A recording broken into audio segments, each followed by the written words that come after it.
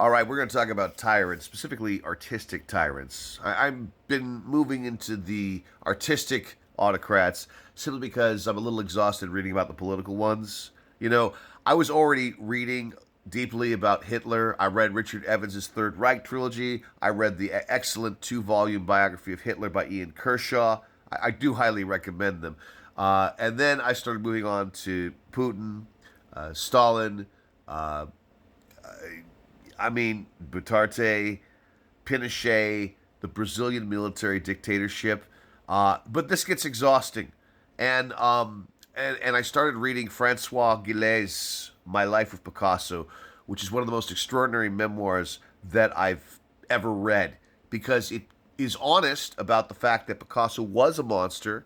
Um, he was not exactly the best when it came to women, but she also writes lovingly of him. She had an affair with Picasso when he was many decades older than she was, but she was a great painter in her own right and is a great writer in her own right. This caused me to go down the Picasso rabbit hole, and I started reading John Richardson's excellent volumes on Picasso as well. Those are great and have lots of illustrations. So, like, you're reading a John Richardson volume and you're reading the text, and there's like 5 or 6 illustrations on the side. So you can track what he's talking about and how Picasso is developing his style. I mean, Picasso, absolute monster, but you can't gainsay his genius. And I've been talking about Picasso with a friend who's been encouraging me to talk more about, visual arts and paintings and painters. You know, I'm a little shy about this. I've talked about this before, how I've been shy about my love for classical music. I'm also shy about my love for paintings, but I try to lean into it.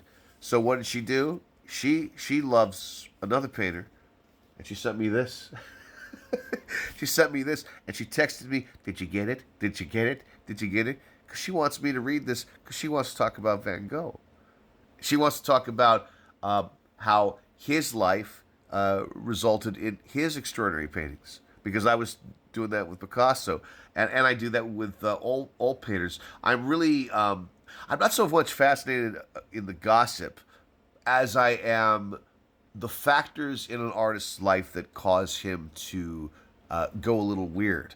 Because even the surrealists, and in Picasso's case, the cubists, and in Van Gogh's case, obviously the impressionism, these are all informed by how they lived. They lived really wild, chewy, adventurous lives, busy lives, productive lives. Although in Van Gogh's case, the poor man, wasn't really recognized until after his death, and he had a little bit of a problem with affection, cutting off his ear and all that. But she wanted me to read this, and this is extremely sweet. And sometimes I forget that my effusiveness gets other people excited, and that's what I'm here for, really.